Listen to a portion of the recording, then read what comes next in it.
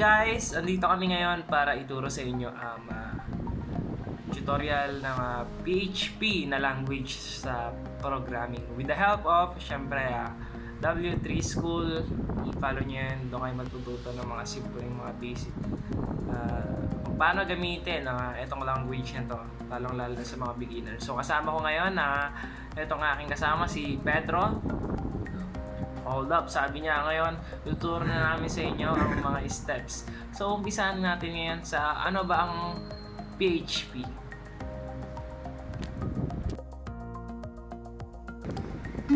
So, andito tayo ngayon ulit. Ituturo ko na ngayon kung ano ba ang PHP file or PHP na language na gagamitin natin sa tutorial na ito. Ngayon, PHP files can contain text, HTML, CSS, JavaScript, and PHP code especially. PHP code is executed on the server and the result is returned to the browser as plain HTML, which is kailangan mo ng sum na yan, ginagamit namin yan. PHP files have extensions na yan, nakikita natin na yung .php kasi kailangan natin yan para matawag mo na PHP file siya. Kasi kung wala yan, syempre wala, hindi siya PHP file, hindi siya gagana. Okay guys? So, ito naman, what can PHP do? Ano ba nagagawa niya? Ang nagagawa ng PHP ay kaya niya mag-generate ng dynamic page content. Okay, dynamic. Ganda yun. Kaya mag-create, open, read, write, delete, and close files on the server. Kaya niya rin mag-collect ng form data, I mean. Kaya niya rin mag-send and receive cookies na hindi yung cookies na kinakain, guys. PHP can also add, delete, modify data in your databases. Nakita naman dito, PHP can be used to control user access. PHP can encrypt data. Sa PHP, hindi ka limited na mag-out ka lang ng HTML. Kaya mong mag-output ng images, PDF files, and even Flash movies. You can also output any text such as XHTML and XML. Saka, why PHP? Bakit nga ba ito? Pinag-usapan natin ngayon. Kasi maganda siya, kasi PHP can runs on various platforms like Windows, Linux, Unix, Mac OS X, and etc. PHP is compatible with almost all servers used today. Apache, mga yan, IIS. PHP also supports a wide range of databases. So, maganda talaga siya. Ginagamit namin siya sa isang subject namin ngayon, which is the information management. Sabi pa dito, PHP is free. Download it from the official PHP resource na, ito, highlight ko. Ito yung pag-downloadan nyo para makuha nyo yung PHP na yan. Okay? Then PHP is easy to learn and runs efficiently on the server side. So guys, alam na natin kung ano ang PHP. Ngayon, umpisahan na natin ang tunay na tutorial. Dahil in-introan ko lang kayo para malaman nyo kung ano man pinagsasabi ko dito. Okay, let's do this. Peace.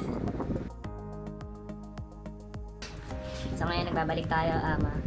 Ngayon, ituturo naman na ating kasama ngayon si Pedro ang PHP installation. So, go. Yes. Hello guys.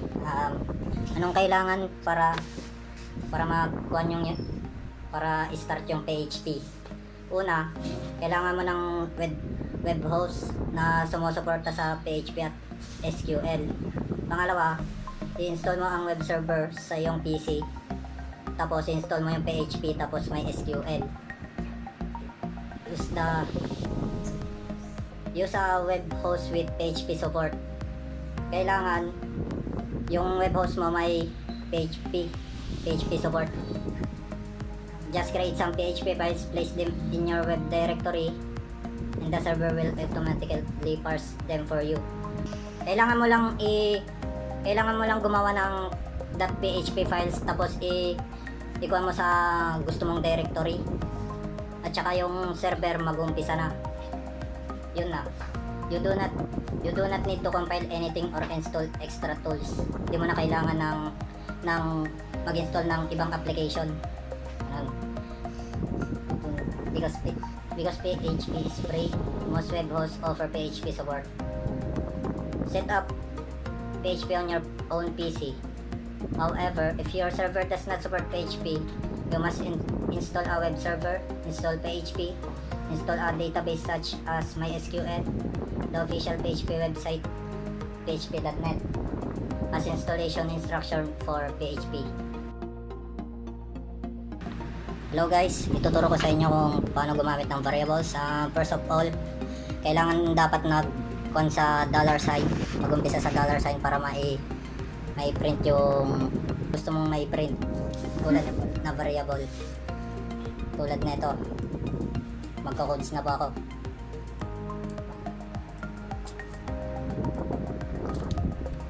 Ay.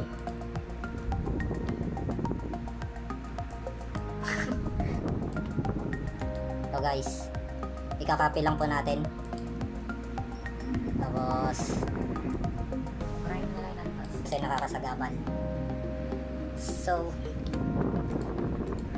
as usual, mag-umpisa tayo sa greater than lesser than, tapos question mark PHP. Tapos ito yung codes, dapat nag-umpisa sa dollar sign yung para ma-print yung variables na gusto mo.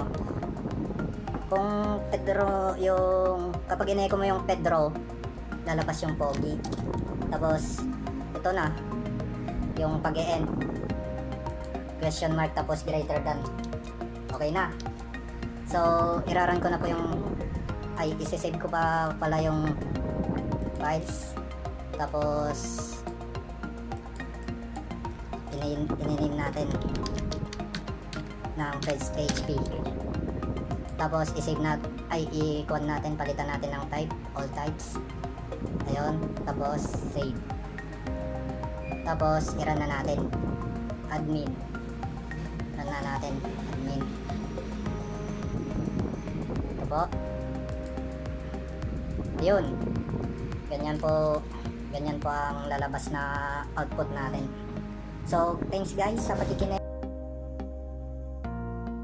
PHP syntax. Here in PHP syntax, meron siyang opening tag and closing tag. Tapos dito sa gitna, dito ilalagay yung mga codes mo. Tapos ang file extension, ang default file extension ng PHP ay .php. Tingnan natin. Save as all files, then .php. Ito yung gagamitin natin pag magsasave tayo. .php. Save. Tingnan natin. Syntax.php. Wala siyang laman kasi hindi naman tayo nag-code.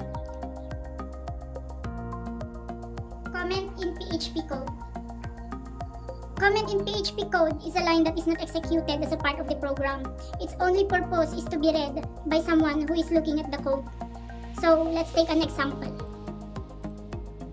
So, we have the opening tag of HTML and the closing tag of HTML. And we have also the opening tag of body and the closing tag of body. In PHP, this is the opening tag and this is the closing tag. So let's have an example of the comment.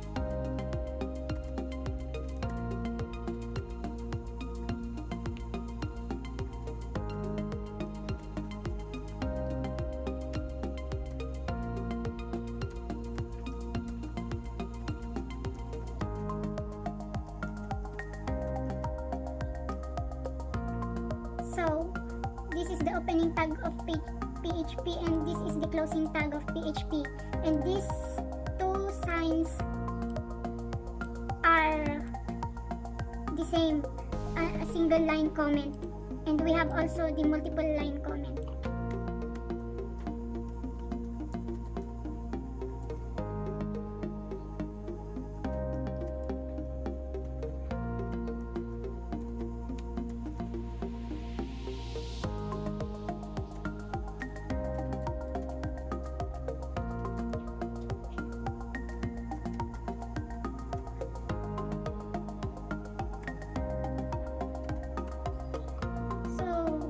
This is the opening sign of multiple lines comment, and this is the closing tab of multiple lines comment. In saving this, go to file, then save as, htdocs, then all files, then the name, comment.php, then go to sump and click admin of Apache, then find comment.php. So wala siyang laman kasi wala pang nailagay na conditions ganun or statements. In PHP, there are two basic ways to get an output of the code: the echo and print. Echo and print are more or less the same. The only difference are echo has no return value while print has a return value of 1. So let's take an example. Mag-declare tayo ng mga variable. Text variable 1.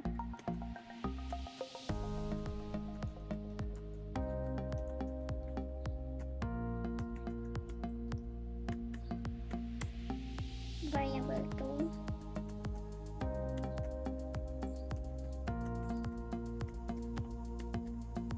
And variable 3.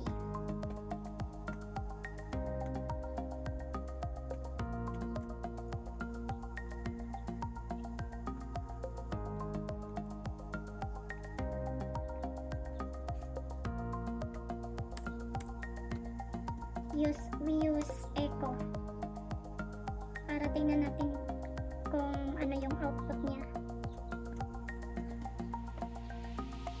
Echo text 1.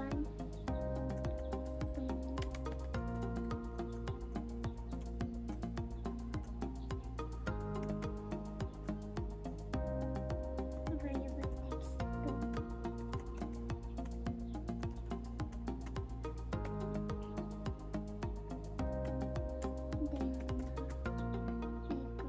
Variable text 3.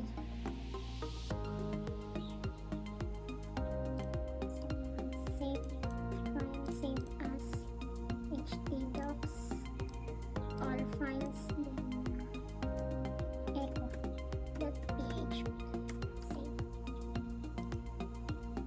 admin,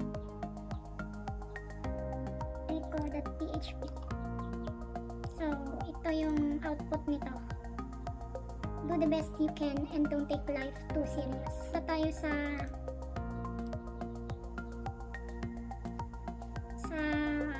string sa print pala, print. So, print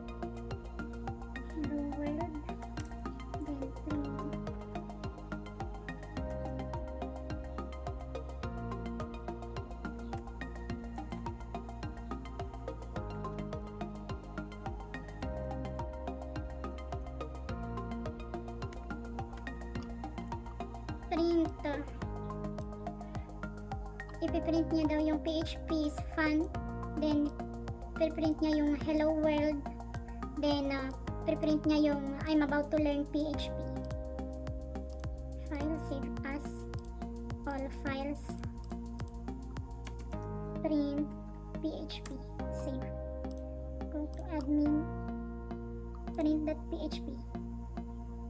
Ito yung output nito. PHP is fun. Hello world. I am about to learn PHP. Data type. Data type is a storage classification like string, integer, boolean, array, null, and so on. And we have float and integer. Sa float, a float is a number with a decimal point or a number in exponential form. Sa integer is a non-decimal number. So, let's have an example of float.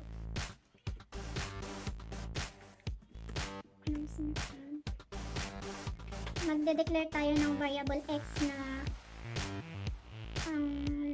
ang value niya ay 10.3. Then, ipiprint natin. Ay.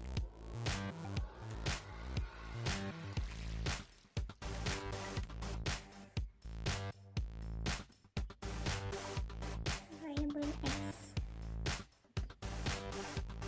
Try natin.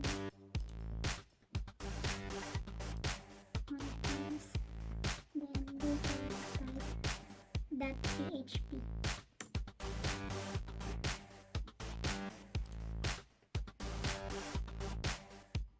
Data type .php.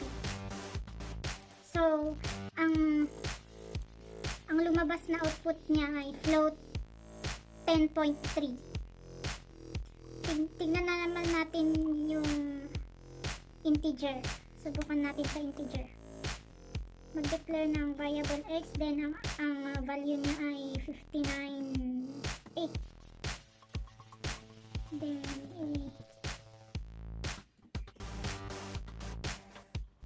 variable x.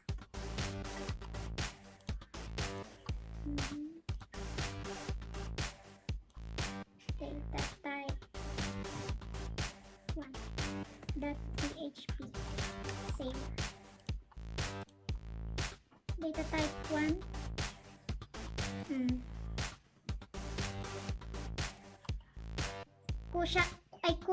Kusang lumalabas yung word na integer or int pag ang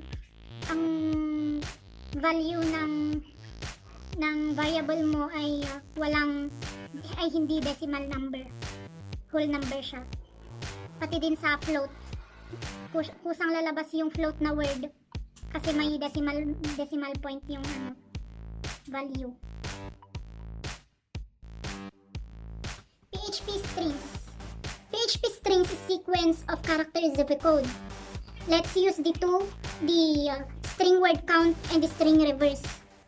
The string word count, the function is to count the number of words inside the string. And the string reverse, the function is to reverse the words inside the string. So let's take an example. So we have already the opening tag of HTML and closing tag, and the opening tag of body and the closing tag of body, and the opening tag of PHP and closing tag of PHP. Let's use the two types of string, the string word count and the string reverse. Echo string word count. So this is the syntax of string word count. Let's put a statement inside the string.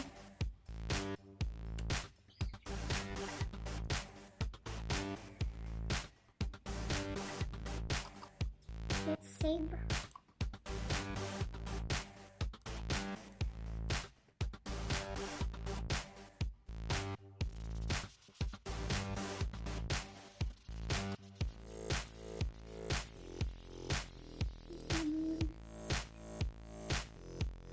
String.php.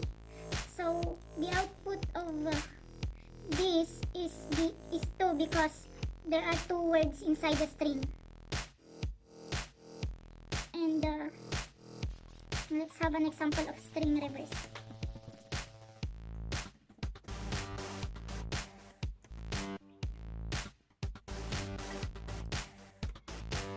This is the syntax of string reverse.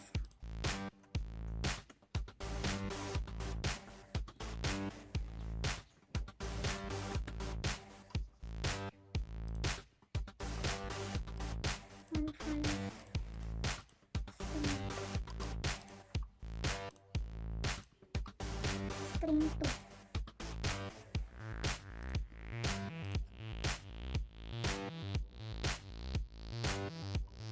For loop. For loop is used when you know in advance how many times the script should run.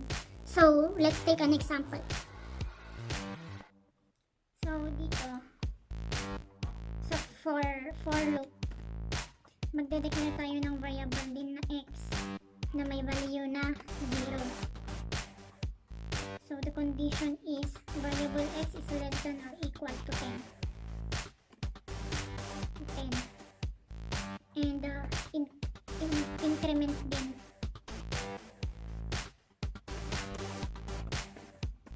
Echo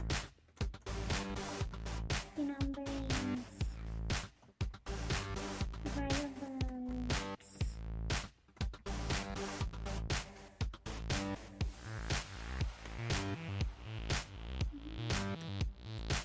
Closing of brace.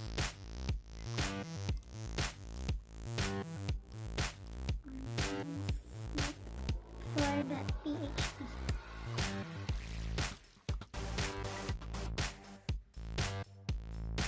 For the PHP. So, dito, yung condition niya, variable x is less than or equal to 10. So, yung value ng variable x ay 0. So, 0 hanggang ma-meet niya yung 10. So, the number is 0, the number is 1 hanggang 10.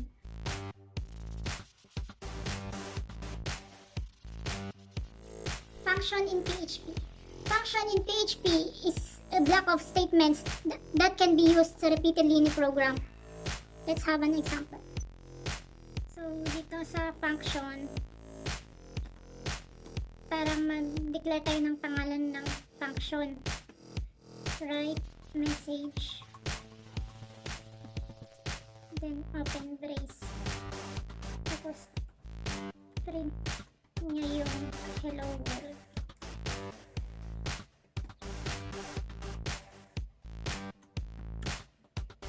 Then close brace. Tapos after ng close brace, dapat ilagay mo yung pangalan ng function. Kasi pag hindi mo ilagay yung pangalan ng function, hindi siya magpre-print. For example, ganyan. Try natin. Function.php.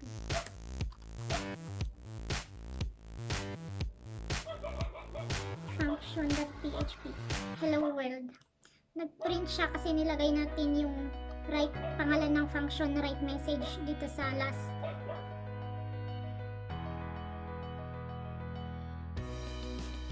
Switch statement. Switch statement is used to perform different actions based on different conditions. Use the switch statement to select one of many blocks of code to be executed. So, let's take an example. Let's have an example of switch. Mag-declare tayo ng variable na favorite color. It's red. Then switch. Declare favorite color. Ay yung variable na favorite color din. Case red colon, then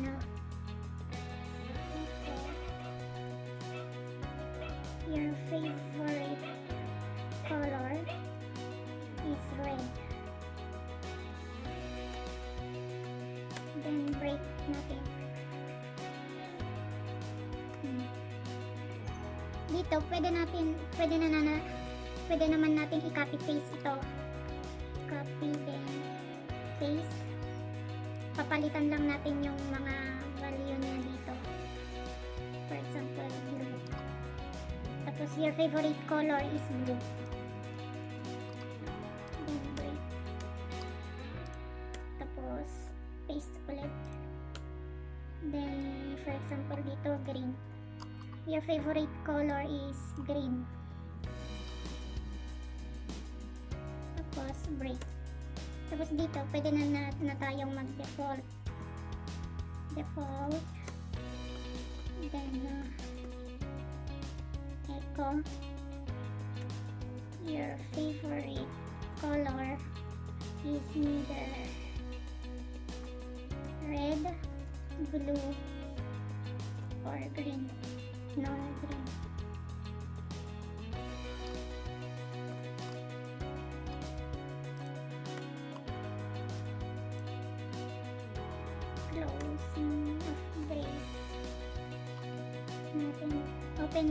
open brace ito at close brace ito. So, natin yung output. All files. Switch. Save. Admin.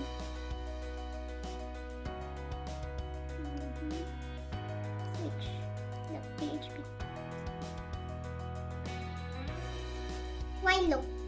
In while loop, it executes a block of code as long as the specified condition is true. So, let's have an example.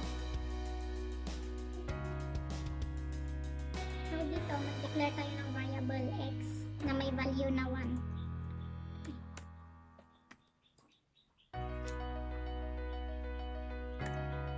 Tapos, while the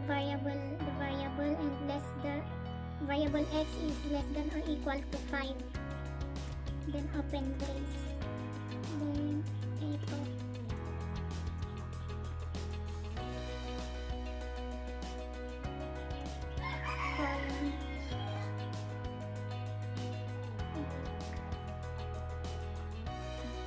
Tapos i-increment natin. Then close brace.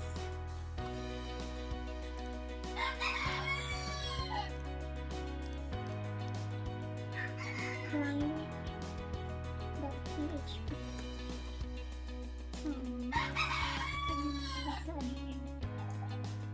While.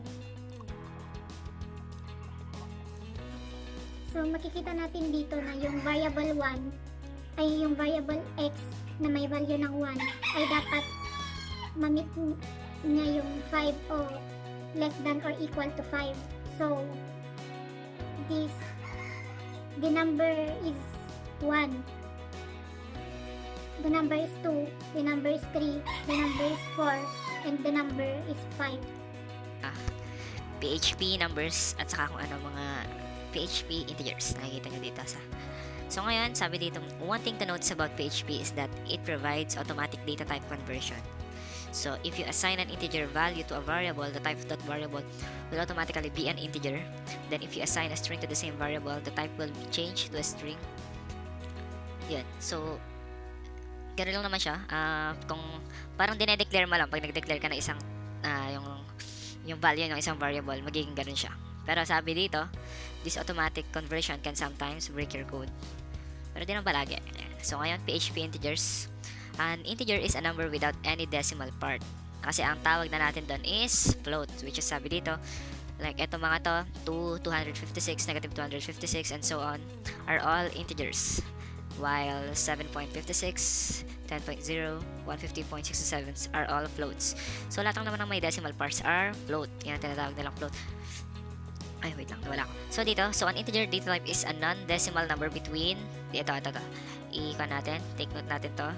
Negative 21474836648 and 21474836647. Kasi, a value greater or lower than this will be stored as float. Kasi, it exceeds the limit of an integer. So, ganun lang siya. Ayan lang limit niya, guys. Negative dito sa value na to, saka positive ng ganyan lang. Which, hindi naman masyado nasasagad yung mga ganyan siguro.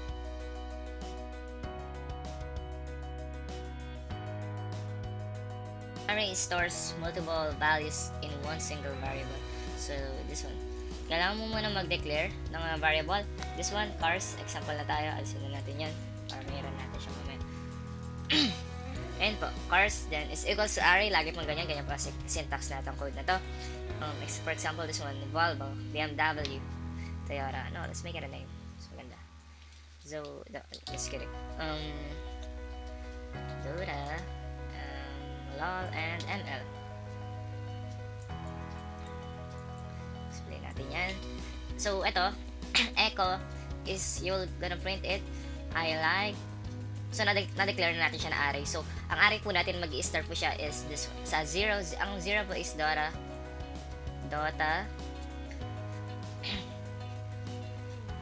Palitan natin siya games. Para games na lahat. Ayan. Ayan. So, tingnan ba lang natin siya. So, echo, I like. Concatenation, that's the concatenation. Games is the 0. So, this one, ang kailangan po magpakita is the Dora. Kasi siya pang 0, mag-start po tayo pag-array po, guys. Mag-start po tayo lagi sa 0. Then, games. Then, comma. Dito naman, double quote, comma, double quote, concatenation, games. Games 1 is the lol, and games 2, concatenation, then yan. Again, push siya sa dot. So, we're gonna run it. Ano bang name nito? Array.php. So, ganun lang po. I-save natin siya. Punta tayo sa control panel, admin again. Let's go to array. Let's click this one. Parang think I have wrong. Tama po siguro. And so, nagpakita po dito, I like, Dora, lol, and ml. Yan. So, ilang naman ang simple array. So, the next one is ang next po natin is, ito. Where's that one? Count. The count function. Okay, natuturo ko lang po. Ang count function is is used to return the length, the number of elements of an array. Kanina, 3 pang nilagay natin. So, ito, lalagyan lang po natin siya ng echo, count lang, then yan, kung ano yung mga elements sa array na yan. Ano yung variable na gusto mong bilangin. So, this one, $sign, then games. Dapat exact po tayo doon para tayo nagkakamali. Then, good to go. Save natin siya. Count array. Name po natin yung count array. Count array.php as usual. Save. Back. Run natin siya. Localhost again. And this one, count array. Ayan, so napakita pa string. Wala pa kasi. Bam! Basic lang. Bye! So, sa next one.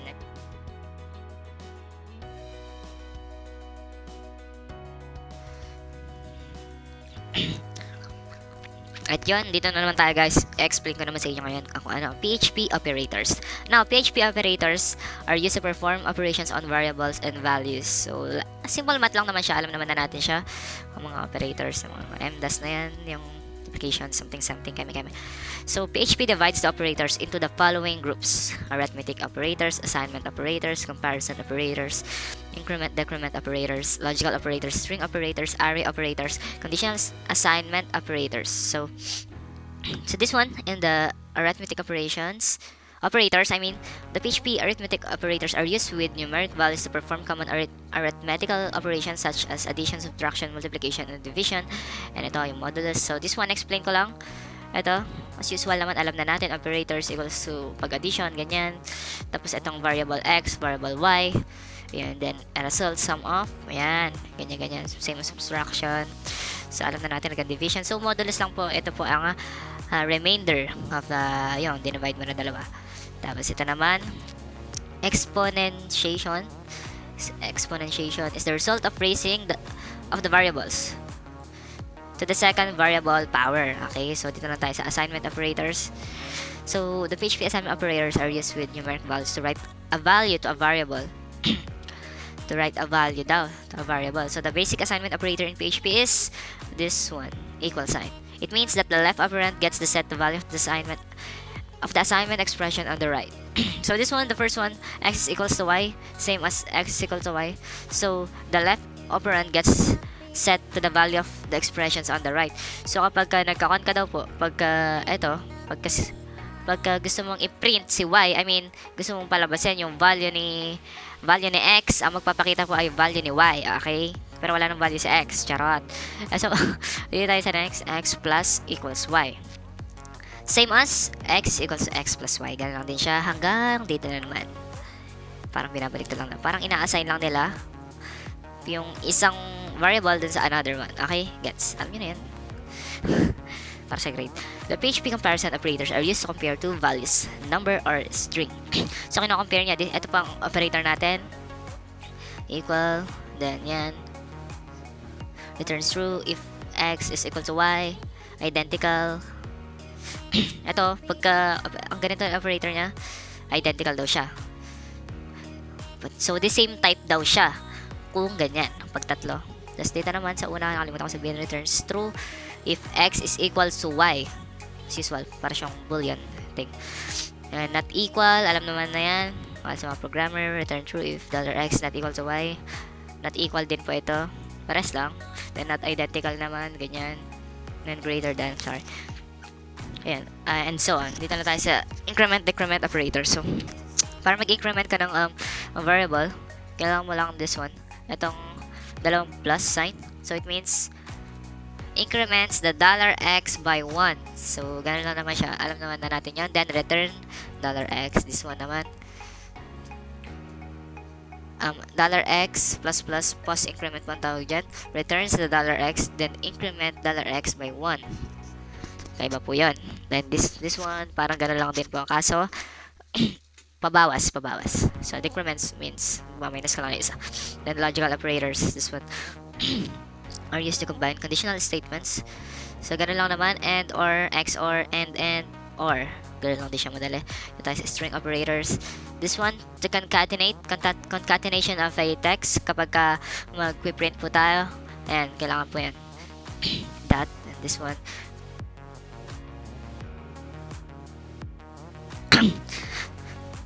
So, ngayon guys, tuturo ko naman sa inyo kung ano ang PHP constants. So, ang PHP constants is an identifier for a name for a simple value. So, kailangan natin ng name and the value. The value cannot be changed during the script as it says the words constant po.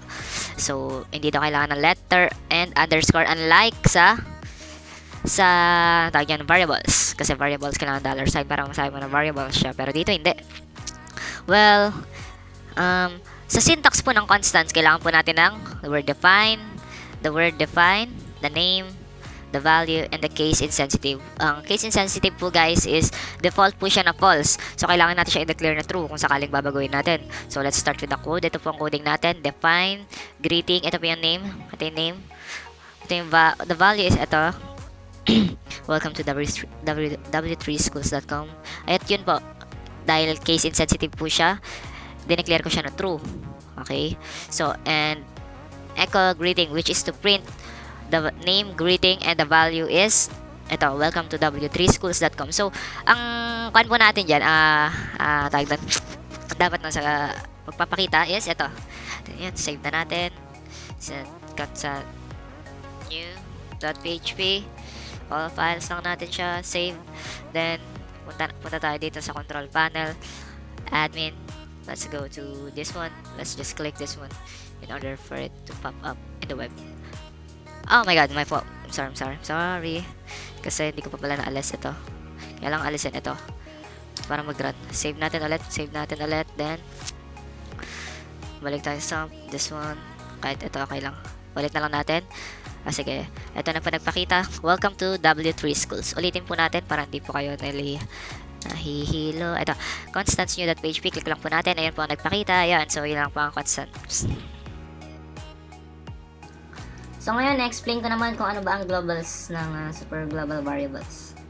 So, which is used to access global variables from anywhere in the PHP script. Also from within functions or methods. So, yun lang. Malaking tulong din siya. Kasi ganun. And then, all global variables in an array called globals. Variable globals as index ng array. Tapos yan, i-show ko na example natin para na ginawa. Alisin natin yan. Then, example. Declare ng x and y. Dapat may nakalagay dyan. Then, function is the function addition. Yan, i-call natin siya mamaya. So, ngayon, yung yung variable natin na x at saka y. Yan, si x. Tapos, yun equivalent to 75. Then, si y. Yun naman. Yun equivalent naman siya sa 25. Then, yung addition na i-call natin na function. Then, just print it. Echo. Tapos, yung z. Yung z is yung, yun.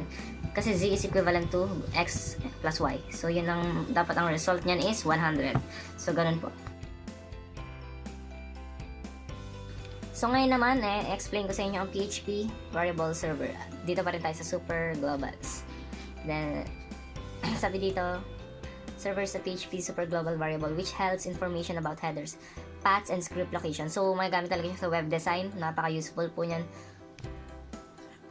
So, yan lang naman yung example natin below. Ito, syntax ng PHP, echo, variable server, then PHP self, break line, ganun ulit, variable server, tapos yun naman, yung parang ari niya na yun, HTTP host, HTTP, yan, and then script link. So, ganun lang po ang PHP server. Matututunan natin yan further.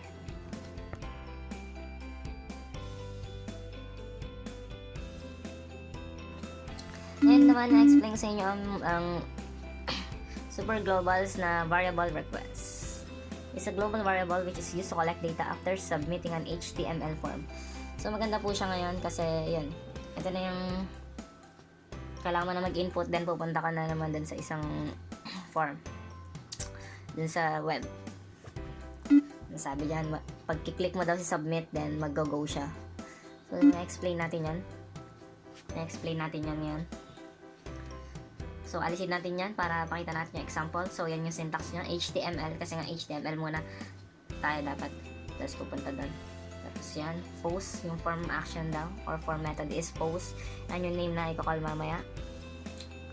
Tapos ang yan.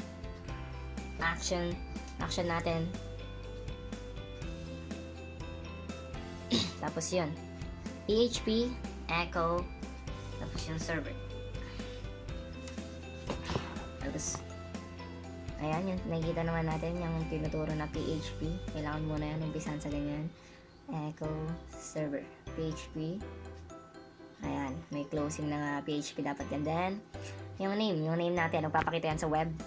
Anong input type daw po ng ating name is text. So, kailangan po yan na text. Kasi wala namang name na number, diba? Then, yan, yung name daw, ang variable name na dineclare niya is F name para i-call siya mamaya. Then input type na naman is submit. Yung i-click mamaya. Diyan yan yung PHP na natin. And if server request method, yan, nakita natin, is equals to post, yung name ng form method natin kanina, means it will collect value of the input field natin. So yan, nag-declare tayo ng $name is equals to yung F name na dineclare din natin kanina. Yan, if, else, yan. Kapag ganun daw, magpapakita, pag not equal, name is empty. Pag hindi, magpapakita yung name.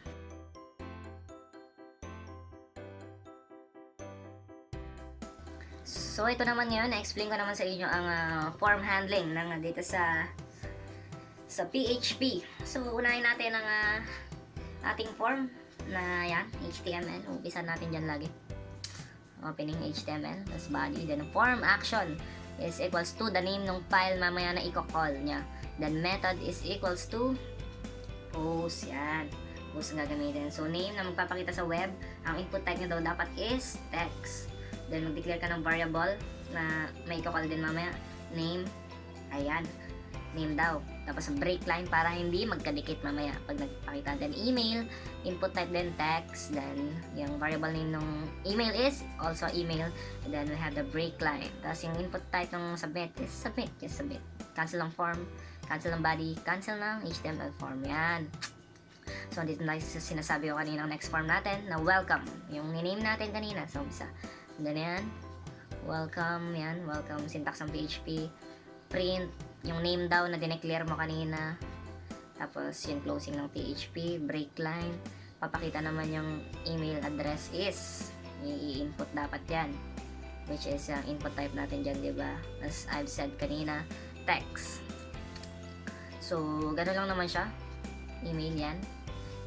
Ibaba lang natin para naintindihan natin yung syntax niya. Then closing ng body, then HTML. So, iraran natin siya sa sum. Ayan, papakita. Name. Anong name natin? Mag-input tayo. Email, mag-input din tayo. And then, submit. So, ayan, nagpakita na po. Ganun lang po kadali.